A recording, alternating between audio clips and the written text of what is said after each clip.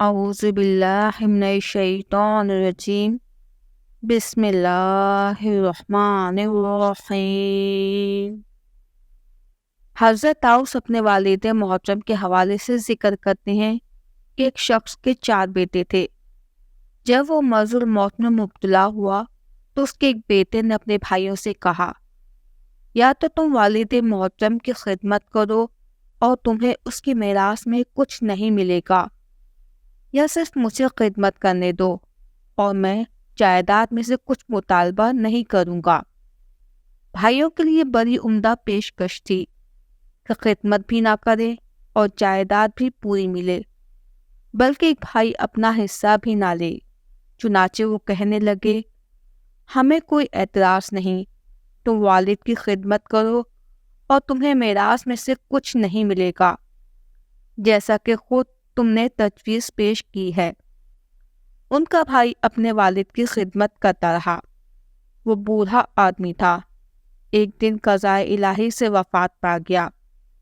معاہدے کے مطابق اس بھائی نے جائیداد میں سے کوئی حصہ نہ لیا۔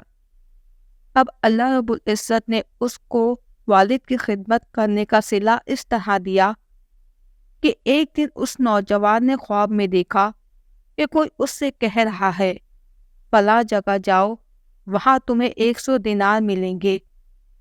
اس نے پوچھا، کیا اس میں برکت ہے؟ جواب ملا، نہیں۔ صبح اس نے اپنی بیوی سے ذکر کیا، کہنے لگی، جاؤ اور 100 دینار لے آؤ، ان سے ہم اپنے کپڑے سلوائیں گے اور عمدہ زندگی گزاریں گے۔ مگر اس نے انکار کر دیا۔ اگلے دن پھر اس نے خواب دیکھا کہ کوئی اس سے کہہ رہا ہے، فلاں جگہ جاؤ، تمہیں 10 دینار ملیں گے۔ اس نے پوچھا، کیا ان میں برکت ہے؟ جواب ملا، نہیں۔ صبح اس نے اپنی بیوی سے ذکر کیا۔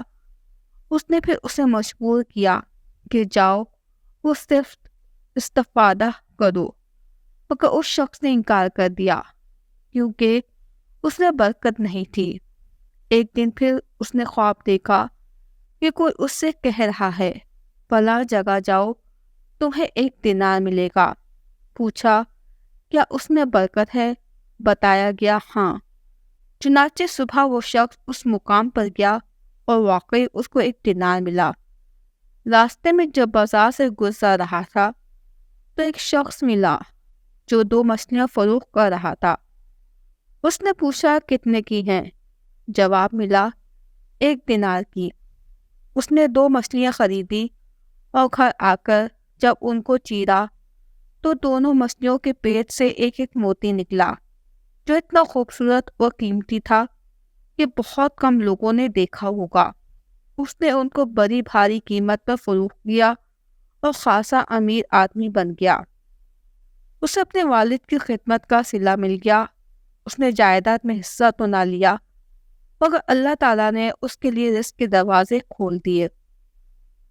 اللہ پاک سے دعا ہے کہ اللہ پاک ہمیں اپنے والدین کی خدمت کرنے کی توفیق عطا فرمائے، اور جن کے والدین اس دنیا سے چلے گئے ہیں ان کی اولاد کو ان کے لیے زیادہ سے زیادہ دعائیں مغفرت کرنے کی توفیق عطا فرمائے، اور ہمیں ایسا رزق عطا فرمائے جس میں خیر اور بھلائی ہو اور برکت ہو، اور وہ رزق حلال ہو۔